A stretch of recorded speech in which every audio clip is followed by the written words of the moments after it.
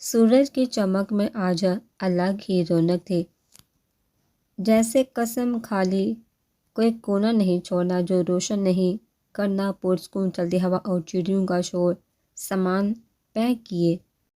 वो बालकोनी में खड़ी सामने पार्क में बच्चों को खेलता देख रही थी जो गर्मियों की छुट्टियों से लुत्फ अंदोज हो रहे थे। कोई साइड से नीचे गिर रहा था, कोई झूले पर हवाओं में उड़ रहा था। उनके वालिदैन आपस में बातें कर रहे थे। अरसे बाद वो एक सुकून महसूस करी जब दरवाजे पर दस्तक हो गई। उसने मुस्कुरा कर उसे देखा। जी आंटी, मैं नीचे ही आ रही थी। उन्होंने आगे बढ़कर प्यार से उसे गले लगाया। वो शफीक नरमी सुकून से कभी अपनी माँ से भी महसूस नहीं हुआ था जो उनसे होता था। एक उनसे सी थी उनसे, आज वो उनसे दूर जा रही थी। उनके सीने से लगे न जाने क्यों ढेर सारा रोना आया था। मुझे अपना लेंगे ना? ये तो अल्लाह ही जानता है उन्होंने क्या सोच रखा है। वो नहीं चाहते ये रिश्ता इतनी आसानी से ख़त्म हो। वो तुम्हें ज़रूर अपनाएगा। और मेरी बात याद रखना, जब सब्र का कहा जाए तो सब्र करो। किसी और के लिए नहीं, अपने लिए हमेशा फल सब्र के बाद ही मिलता है। मुश्किल होता है मगर जो कर जाता है वो संभल जाता है। अल्लाह कभी भी गलत फैसला नहीं करता। सकीना वो नहीं थी जो उसकी पसली से निकली थी। वो तुम थी, मगर उससे अलग होकर तुम उसके अंदर हला छोड़ आई हो। अपनी जगह तुम्हें फिर से वापस लेनी होगी। इस बार शायद सब्र हद से ज़्यादा करना पड़े तो कमज़ोर मत पड़ो। हिम्मत रखना, मैं दुआ करूँगी तुम्हारे लिए। उसके माथे को छू कर उसे नीचे ले आई थी। नाश्ते के बाद वो घर से निकल गई। वो बस कराची की हदूद से कहीं आगे निकल आई थी। बस चंद लम्हे और गाँव की पगडंडी शुरू हो जानी थी। वो बस अड्डा जिसे 3 महीने पहले बारिश की जद में छोड़ आई थी। आज वो मौसम शफाफ था। उस दिन की निस्बत आज रश ज़्यादा था। हर रोज़ न जाने कितने मुसाफिर सफ़र पर जाते हैं, कितने लौटे हैं। एक दिन वो मुसाफिर बन गई थी और आज वो अपने घर वापस आई थी, मगर उससे खुश आमदीद किसी ने नहीं कहा था। बैग घसीटी वो रिक्शा, टांगा या कुछ भी जो उसे गाँव पहुंचा दे। टांगे में बैठने तक उसने इस बात का तयन नहीं किया था कि वो पहले घर जाएगी। यहाँ हवेली चमक पड़ते ही घोड़ा सड़क पर गामजान हो गया था। आज मौसम शांत था, पुरस्कून था। उस दिन तो जैसे उसने कसम खा ली थी कि बुरा गुण सलाब में बहा देगा। और आज ना ये खुश लग रहा है, ना उदास, ना गुस्सा। एक अजीब सी हकारत के माहौल में, जैसे मिट्टी के वो पहाड़ उससे पूछ रहे थे अगर उनका सर नीचा होता हम पहाड़ हैं, मगर ये कभी नहीं भूले कि मिट्टी को आह ढेर होना है।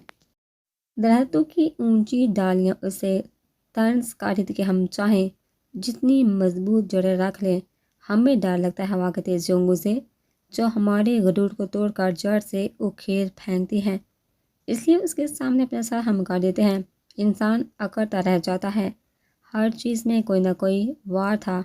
अब तो सर उठाना भी मुहाल होता जा रहा था। जैसे जैसे हवेली के करीब आती जा रही थी, सफ़ेद हवेली की चमक मध्यम सी हो गई थी। खामोशी, वीरानी, उदासी सब मुजमा थे वहाँ। उसका दिल और भी तेज़ी से धड़कने लगा था। तांगा आगे बढ़ता जा रहा था। हवेली दूर जाती जा रही थी। रुक जाइए, मेरा घर आ गया है। कोचवान ने उसका सामान उतार कर रख दिया था। बागीचा रुखा, बेली सूखी थी। पूरी लॉन में सूखे पत्ते बिखरे पड़े थे। हिम्मत करके उसने कदम आगे बढ़ाया। आशु साहब ड्राइंग रूम में बैठे हिसाब का किताबचा खोल कर देख रहे थे और साथ सर झुकाए खड़े नौजवान को कुछ समझा रहे थे। जब रहीम आया, रुबाइशा बेटी आई है। उनका हिलता हाथ वहीं रुक गया था। 3 महीने बाद का जाम फिर से ताज़ा हो गया था। बिठाइए उन्हें। किताबचा उस लड़के को पकड़ा कर वो उठ गए थे। उसे बैठक में बिठाया गया था। उंगलियां मरोड़ती वो आशा साहब का इंतजार कर रही थी। कुछ देर बाद उसे रूप के साथ नागवारी से उससे देखते उसके सामने बैठ गए। उसने नज़र उठाकर उसे देखा। आज जिन आंखों में नागवारी थी, कभी उनमें शफकत, आस, रहम था। और उसकी वजह वो जानती थी। अस्सलाम वालेकुम अंकल। वालेकुम सलाम जी, हैरियत। उनका लहजा काटदार था, कोई लचक नहीं थी उसमें। मैं आपसे एक इल्तिजा करने आई हूँ। आपको अपने बेटे का खून माफ़ कर दे, और क्या चाहिए आपको?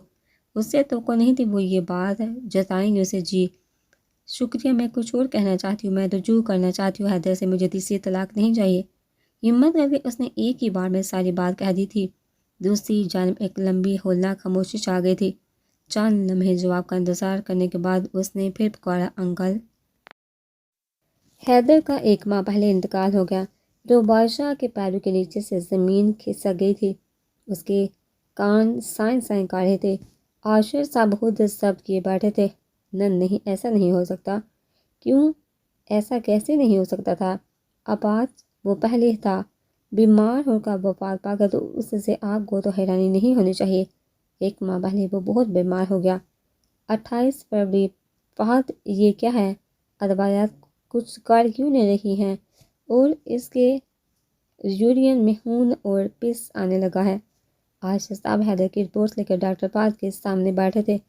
عاشر، میں نے تمہیں کہا بھی تھا، اپنی بیماری کی وجہ سے حیدر جو ادویات لے رہا ہے وہ بہت ہے، ان کا سیدھا اثر اس کے گرد پر بھی ہو رہا ہے۔ اس وجہ سے یورین میں خون اور پس ہے، اور اگر ادویات بند کر دی جائے تو معاملات اور بگڑ سکتے ہیں، اس لیے میں اس کی میڈیسن چینج کرنے والا ہوں۔ 2 اپریل۔ حیدر بھائی کے لیے سوپ بنا دے، کوئی بھی سخت چیز وہ نہیں کھا سکتے۔ سفیان سوپ لے کر کمرے میں تو وہ الٹیاں کر رہا تھا۔ اس کے سارے کپڑے کمفرٹیبل سب خراب ہو چکا تھا، لیکن الٹی رک ہی نہیں رہی تھی۔ سوپ ٹیبل پر رکھ کے اس نے باسکٹ اس کے سامنے کی، اندر سے نکلتا محلول بالٹی میں جمع ہونے لگا تھا۔ آخر سارا غبار نکالنے کے بعد بیٹھ کر ان سے سر ٹکا کر لمبے لمبے سانس لینے لگا۔ آنکھوں سے نکلنا پانی جلن کا باعث بنتا جا رہا تھا۔ سفیان نے باسی نیچے رکھے اس کو اٹھا کر ویل چیئر پر بٹھایا، اس کا ہاتھ منہ دھلوایا۔ کپڑے تبدیل کرنے کے بعد وہ بیڈ شیٹ بدلنے لگا تھا۔ چادر تبدیل کرتے اس نے پلٹ کر حیدر کو دیکھا تو چہرہ ہاتھوں میں چھپائے رو رہا تھا۔ حیدر بھائی، وہ گھٹنوں کے بال اس کے قریب پہنچا تو وہ اور ٹوٹ گیا۔ حیدر بھائی، کیا ہوا؟ آئی ایم سوری سفیان، میری وجہ سے تمہیں یہ گند اٹھانا پڑتا ہے۔ آئی ایم ریئلی سوری، میں بہت بے بس ہوں۔ بہت زیادہ دعا کرو میں مر جاؤں، پھر سب ٹھیک ہو جائے گا۔ الٹیوں کی وجہ سے گلا بھی جل رہا تھا، اتنی تکلیف تھی کہ وہ بیان بھی نہیں کر پا رہا تھا۔ اس کی حالت سفیان کو شدید دکھ ہوا تھا۔ اس سے بیڈ پر شفٹ کرنے کے بعد وہ باسکٹ کی جانب بڑھا تو ڈر گیا، الٹی میں خون تھا۔ 10 اپریل۔ اندھیری رات میں موسم کے حالات بگڑ گئے تھے۔ اندر حیدر کمر میں اٹھنے والے درد سے نبٹ رہا تھا۔ اس کی حالت کے مد نظر سفیان چند دن سے اس کے ساتھ ہی سٹے کر رہا تھا، مگر اسے بے چین نہ کرنے کی غرض سے حیدر اپنی تکلیف کی گیا تھا۔ وہ بس سستیاں لے رہا تھا، ہر لمحہ شدت بڑھاتا جا رہا تھا۔ نہ نیند آ رہی تھی، نہ سکون۔ 15 اپریل۔ حیدر کے گردے 30% تک خراب ہو چکے تھے، اوپر سے اس کے معدے میں کچھ زخم ملے ہیں جو متوازن غذا سے ٹھیک ہو سکتے ہیں، مگر حیدر کے گردے اور معدے کی جو حالت، وہ اتنی باریک کھانا ہضم نہیں کر پائیں گے۔ ادویات تاثیر بہت کم ہے، جو نہیں ہے وہ اکثر نہیں کر رہی۔ اس کی ایج بھی کم ہو گئی ہے، شوگر لیول بھی کم ہو گیا ہے، وہ دن با دن موت کی طرف جا رہا ہے۔ عاشر 22 اپریل۔ وہ کمزور لاغ اور جسم لیے بیڈ کرون سے ٹیک کر بیٹھا تھا۔ اس کی اجازت پرکشش شخصیت کہیں کھو سی گئی تھی۔ آنکھوں کے نیچے سے ہلکے خشک ہونٹ، رخسار کی ہلکی نظر آتی ہڈیاں، وہ میجر اب کمزور ہو گیا تھا۔ وہ مسکرا کر اپنے والدین کی تصویر کو دیکھ رہا تھا۔ حیدر، آؤ واک پر چلتے ہیں۔ نہیں چاچو، ٹھنڈ لگتی ہے باہر، اب یہ جسم موسمی تبدیلی برداشت نہیں کر سکتا تھا۔ میں بچپن سے امی سے گلہ کرتا تھا، مجھے آپ کی گود کیوں نہیں میسر ہوئی؟ وہ مجھے میرا حق دینا چاہتی ہیں، وہ مجھے بلا رہی ہیں۔ چلا جاؤں گا، اب یہاں کوئی ایسا نہیں۔ حیدر، میں کچھ نہیں لگتا، اس نے پیار سے کہا تھا۔ ماں، آپ کے سوا کوئی اور کچھ لگتا ہی نہیں چاچو۔ ابو کو بتاؤں گا، آپ نے اپنا ہر فرض پورا کیا، انہیں آپ پر گلہ نہیں ہوگا۔ 30 اپریل۔ اس کی طبیعت اچانک ہی خراب ہو گئی تھی، اسے سانس لینے میں دشواری ہو رہی تھی، اس لیے گھر پر ہی اس نے وینٹیلیٹر پر شفٹ کر گیا تھا، مگر پھر بھی اس کی حالت ٹھیک نہیں ہو رہی تھی۔ اچانک وہ پرسکون ہو گیا، بالکل خاموش گہری نیند میں چلا گیا۔ ہر طرف موت کا سناٹا سا چھا گیا تھا۔ حیدر بھائی، سفیان نے کندھوں سے پکڑ کر اسے جھنجھوڑا۔ حیدر بھائی، اٹھی مگر جواب نہ آنا تھا، نہ آیا۔ موجودہ دن حیدر کی تکلیف کا ازالہ نہیں کیا جا سکتا تھا، اسے محسوس ہی نہیں ہو رہا تھا، اس کی کوئی حصہ صحیح سے کام بھی نہیں کر رہی تھی، یا نہ اس نے کتنی دیر کر دی۔ اس کے آنسو چیخ سب حلق میں ہی دم توڑ گئے تھے، عاشق صاحب کی آنکھیں زب سے لال ہو چکی تھی۔ حیدر کے بعد روبا کی ٹوٹی حالت نہیں دیکھ سکتے تھے، اس لیے اٹھ کر چلے گئے تھے۔ اب مجھے ان کے کمرے میں جانا ہے، مجھے انہیں محسوس کرنا ہے۔ ان کے سامنے زب سے ہاتھ جوڑتی وہ خود کو قابو میں رکھنے کی کوشش کر رہی تھی۔ اب اس کی تکلیف کو کبھی محسوس نہیں کر پاتی تو اس وقت میں پلہ جھاڑ کر نہ جاتی۔ انکل پلیز، اس کی التجا پر وہ اسے اس کمرے میں لے آئے تھے جہاں حیدر نے اپنے آخری تکلیف دہ ایام گزارے تھے۔ ہر چیز نفاست سے پڑی تھی، وہی قالین جہاں پہلی رات اسے لا کر پڑھا گیا تھا، وہی بیڈ جہاں وہ لیٹا چھت کو گھورتا رہتا تھا، وہی سائڈ ٹیبل جس کا دراز پھنس کر نکلا تھا، وہی جگ گلاس جس میں اس نے پانی پیا تھا۔ اس نے سائڈ ٹیبل سے قرآن پاک نکالا تو نظر جمعون پر پڑی۔ جس دن وہ یہاں سے گئی تھی اس دن اس کے ہاتھ پر چوٹ لگی تھی، ہاتھ جھٹکنے پر وہ خون ٹیبل پر لگا اور وہی جم گیا۔ اس کی کہانیوں کا لوکیشن آج گیتی آلا نے سچ میں صفدر لپچی کو کھو دیا تھا، جس نے سب کے دل پر دستک دی تھی، مگر اس کے لیے کسی نے دروازہ نہیں کھولا اور وہ موسمی تبدیلیوں کے ساتھ میں جنگ ہار گیا۔ قرآن پاک سینے سے لگا وہ پھول پھول کر روتی تھی، دل غم سے پھٹنے کو آ گیا تھا۔ وہ قالین پر بیٹھی رونے میں مصروف تھی اور وہ اسے دیکھ رہا تھا۔ کیا تم رونا بند کر سکتی ہو؟ مجھے سونا ہے۔ یہ دراز تھوڑا پھنس کر نکلتا، اوپر اٹھا کر نکالنا پڑتا، آئندہ خیال کیے گا، اس لیے نہیں کہ میری نیند خراب ہوگی، اس لیے کہ آپ کو چوٹ نہ لگے۔ آپ بھی تو کروٹیں بدل رہی ہیں، نیند تو آپ کو بھی نہیں آ رہی۔ آپ کا نام کیا ہے؟ جو جاننا چاہتا ہے اسے جانے دے۔ حیدر میں تمام تر محتاجیوں بے بسی کے ساتھ اپنی خواہش کی تکمیل کو پہنچ گیا تھا۔ کبھی کبھی ہم واپس پلٹنے میں بہت وقت لگا دیتے اور تب تک بہت دیر ہو چکی ہوتی ہے۔ روٹھے رشتوں کو منانے میں پہل کرے گی، نہ ہو کر پھر سینے سے لگا کر رونے کے لیے زیادہ دیر رہ جائے۔ اس کے ہاتھ میں حیدر کا قرآن پاک تھا، وہ کلام جس نے اسے ہر قدم سمجھانے کی کوشش کی تھی۔ آنسو پوند کر اس نے اسے کہا، صبر کرو، بے شک اللہ کا وعدہ ہے سچا ہے۔ بے شک اللہ کا وعدہ سچا ہے۔ اور وہ پھر الجھ گئی تھی۔ وعدہ کون تھا؟ وعدہ اس نے کیا مانگا تھا سوائے اس مسئلے کے حل کے؟ تب بھی صبر کا کہا گیا تھا اور اب بھی حیدر کی موت اس مسئلے کا حل نہیں ہو سکتی۔ ٹوٹے پھوٹے حالات میں گڑ آئی تھی جہاں سب اس کے منتظر تھی۔ آپا دوبارہ سے شام ہوگی، آپ بھائی ہیں، ہم کب سے انتظار کریں۔ ایک نظر زیبو کو دیکھنے کے بعد اس نے اپنی ماں کو دیکھا۔ حیدر کا انتقال ہو گیا، مجھے بتایا نہیں ہے؟ ان کے اپنے ہاتھوں سے برتن چھوٹ گیا تھا۔ وہ کب ہوا؟ وہ پھر الجھ گئی تھی۔ آپ کو نہیں پتا؟ ہمیں تو نہیں پتا، اور زبیر تو حویلی کے پاس ہی رہتا، اس نے بھی نہیں بتایا۔ گاؤں میں بھی کسی نے نہیں سنا؟ اب بیچارہ وہ ویسے بھی زندہ ہو کر مردوں کی زندگی جی رہا تھا۔ اچھا ہی ہوا کہ اسے نجات مل گئی۔ روبا بےیقینی سے اسے دیکھی تھی، جو بولتے بولتے رکی۔ امی میں بیوہ ہو گئی ہوں۔ تو پہلے بھی کون سی شادی نبھا رہی تھی؟ پہلے طلاق یافتہ کہلاتی، اب بیوہ کیا فرق پڑتا ہے؟ چل چور، منہ ہاتھ دو، میں کھانا لگاتی ہوں۔ اسے یقین نہیں آ رہا تھا کہ اس کی ماں اس کے غم میں شریک ہونے کے لیے تیار نہیں۔ بیگ وہیں چھوڑ کر اپنے کمرے میں آ کر بند ہو گئی تھی۔ زیبو اس کے پیچھے جانے لگی تو انہوں نے روک دیا۔ رو لینے دے اسے، جب رشتے ٹوٹے ہیں تو رونا آتا ہے۔ بیڈ پر انہیں منہ لیتے وہ ٹوٹ کر رو رہی، اس کے رونے کی آواز وہ باہر تک آ رہی تھی۔ بختو اور زیبو دروازہ کھلوانا چاہتے تھے، پھر تھک کر چلے گئے تھے۔ اسے احساس سے شرمندگی نے مار دیا تھا۔ I am sorry Haider, I am really sorry, میں اپنے فرض سے بھاگ گئی۔ آپ کی موت کی وجہ میں ہوں۔ میں نے آپ کو بے بسی کی بستیوں میں دھکیلا، میں نے آپ کو موت کے دہانے پر پہنچایا۔ 3 مہینے میں ہمدردی سے خوف اور خوف سے چاہت کا یہ سفر، آج میرا دل پھٹ رہا ہے۔ مجھے نہیں پتا مجھے اتنا درد کیوں ہو رہا ہے، لیکن میرا سانس لینے کا دل نہیں کر رہا۔ کتنی اذیت آپ نے برداشت کی، ہم دونوں کو ایک اللہ نے کیا تھا۔ میں تو ان کے آگے شرمسار ہو گئی۔ آئی ایم سوری، میں خود کو کبھی معاف نہیں کروں گی۔ میں ساری عمر آپ کی بیوہ بن کر گزار دوں گی، آپ کے علاوہ کسی کا مجھ پر حق نہیں ہوگا، کسی کا نہیں۔ وہ بھی اداسی کی اعلی حد پر پہنچ گئی تھی، ہونٹ بالکل سی دیے تھے، الفاظ مفلوج ہو کر رہ گئے تھے۔ 7 دن 7 صدیاں بن گئی تھی۔ وہ اپنے کمرے تک محدود ہو کر رہ گئی تھی۔ آنگن میں تل پر بیٹھی وہ غیر مرئی نقطے کو گڑھی تھی، آنکھیں شب بیداری کی گواہ تھی، آنکھوں کے نیچے سے ہلکے رنگ بھی زرد ہو گیا تھا، بال بھی بکھرے تھے۔ چھٹیوں کی وجہ سے زیبو اور بہتو کا سارا دن کھیلنے کودنے میں نکل جاتا تھا۔ وہ دونوں بار واپس آئے تو اپنی آپا کو اس سال میں دیکھ کے سوچ میں پڑ گئی، پھر جا کر اس سے لپٹ گئی۔ آپا، اس نے مسکرا کر ان دونوں کو دیکھا۔ آپا، آج موسم کتنا اچھا ہے نا، چلیے باہر چلے، ہمیں گلی ڈنڈا دیکھ کے ہم جیت کر آئے ہیں۔ بہتو نے چہکا بتایا تو زیبو نے اسے بڑے دھکیل دیا۔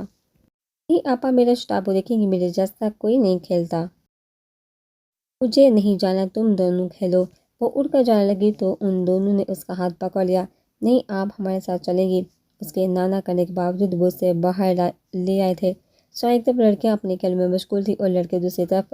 گاؤں میں ہر کوئی اپنا اپنا کام کر رہا تھا، کوئی نیم کے درختوں کے نیچے ہوکا پی رہا تھا تو کوئی تمباکو پیس رہا تھا، عورتیں کنویں سے پانی نکال کر سر پر گھڑا رکھے جا رہی تھی تو کوئی گائے دھونے میں مصروف تھا۔ بھیڑ ہر طرف سے، لیکن کسی کا اکیلا پن کوئی دور نہیں کر پا رہا تھا۔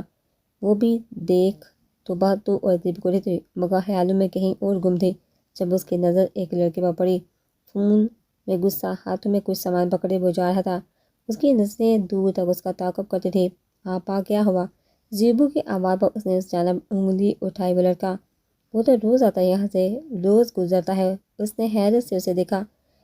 روز پچھلے مہینے بھی آتا رہا ہے؟ ہاں، آتا رہا ہے، اسی وقت اور شام کو چلا جاتا ہے، بس پچھلے ہفتے نہیں آیا تھا۔ روبا کو شدید حیرت ہوتی، پھر اس نے زیبو کو دیکھا۔ تمہیں بہت خبر ہے، اس کی کب آتا ہے کب جاتا ہے؟ اس بات پر وہ گڑبڑا سی کہ وہ آپ ہی کھیلتے نظر پڑ ہی جاتی ہے۔ زیادہ کسی پر توجہ دینے کی ضرورت نہیں، اپنے کام سے کام رکھا کرو اور بڑی ہو گئے ہو، گھر سے کام نکلا کرو۔ جلدی واپس آپ تم دونوں اور پڑھنے بیٹھو۔ انہیں تنبیہ کر کے وہ واپس گھر آ گئی تھی۔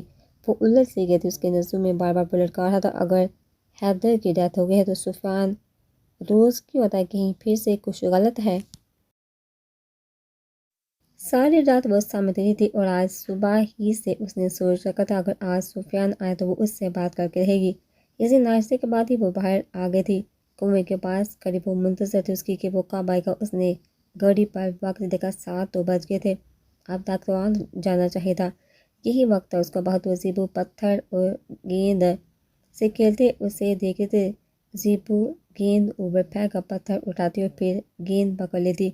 اس عمل کے دوران اس کی نظر روبا پر پڑتی، اچانک اس کے چہرے کے تاثرات بدلے تو زیبو نے اس کی نظروں کے تعاقب میں دیکھا، وہاں سفیان آ رہا تھا۔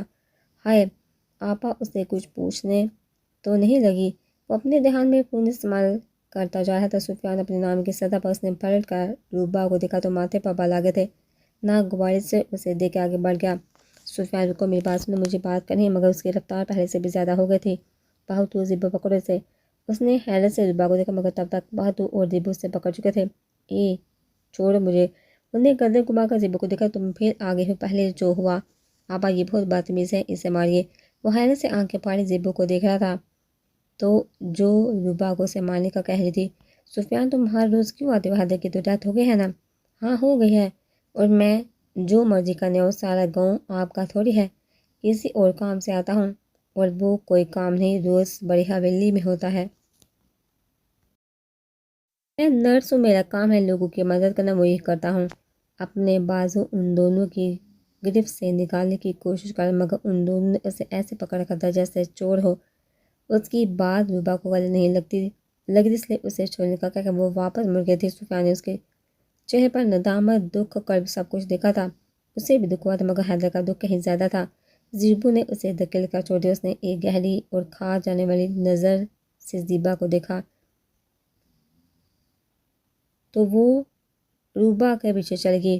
ان کے پکڑنے کی وجہ سفیان کے ہاتھوں سے سامان گر گیا تھا۔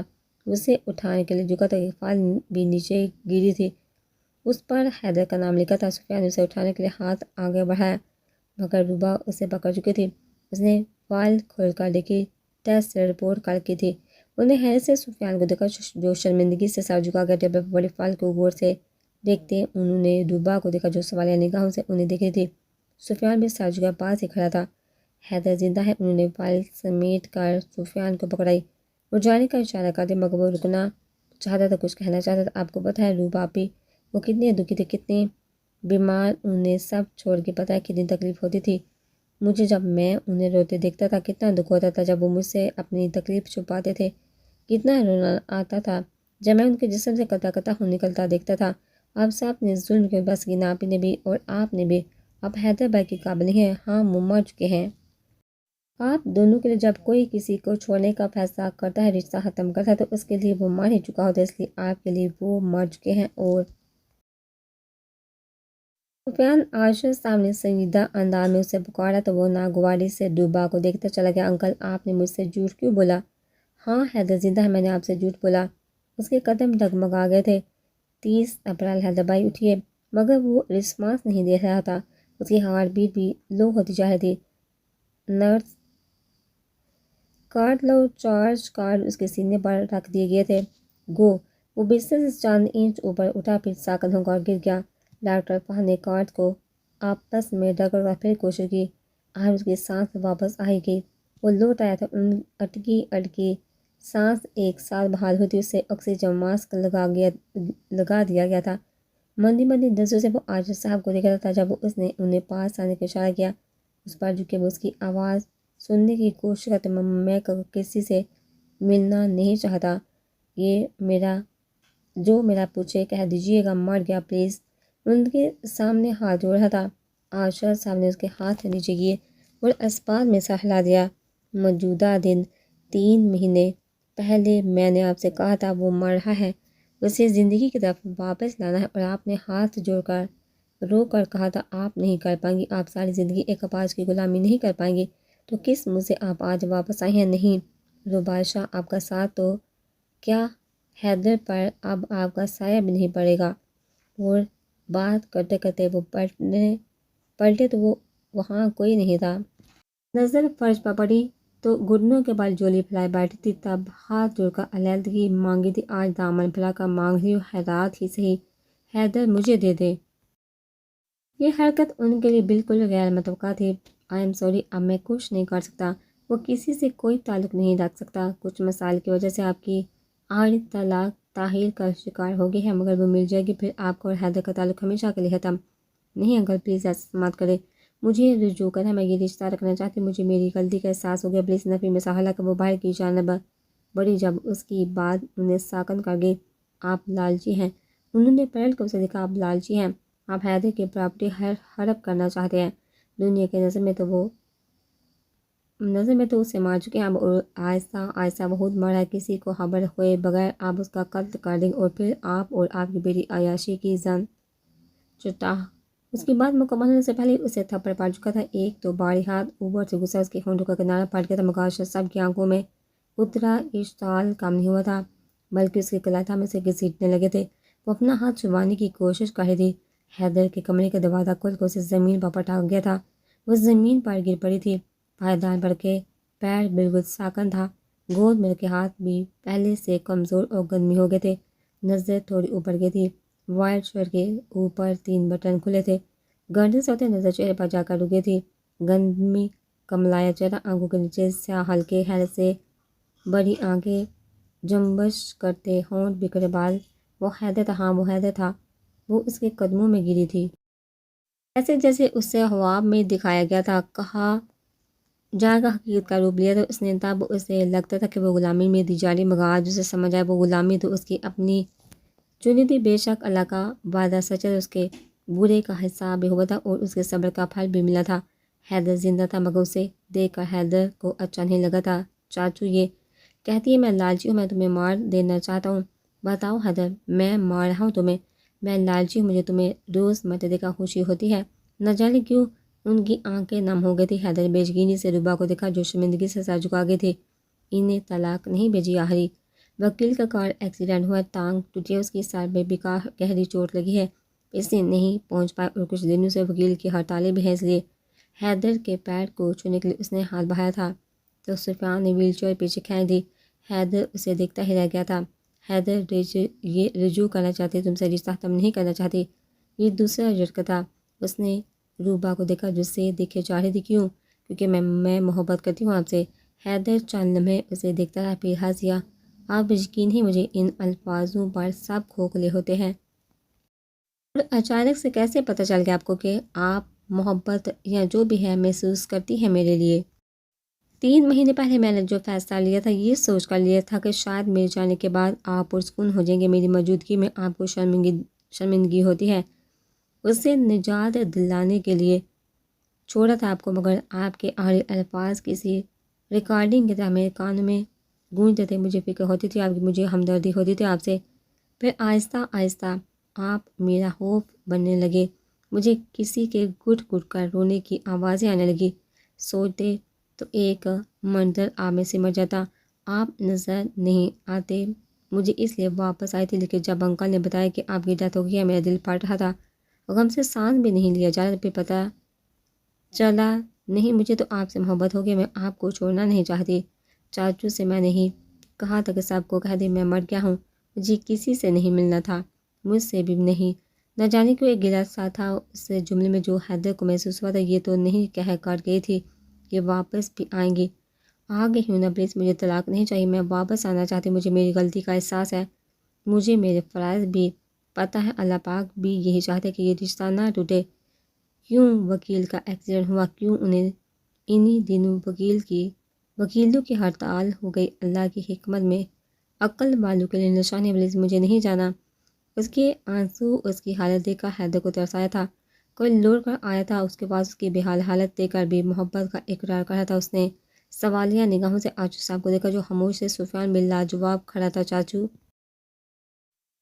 تمہارا فیصلہ حیدر، میں نہیں چاہتا کہ تم یا کوئی یہ کہے کہ میں نے حیدر کی زندگی تباہ کر دی، تمہارا جو بھی فیصلہ ہو مجھے بتا دو، مجھے فرق نہیں پڑتا کوئی کچھ بھی کہے، مجھے پتہ ہے کہ آپ نے ایک باپ کا فرض نبھایا، اور کسی کو لالچی کہنے والے خود کے بارے میں کیا کہیں گے، مطلب پرست، کمزور، خودغرض، بے وقوف۔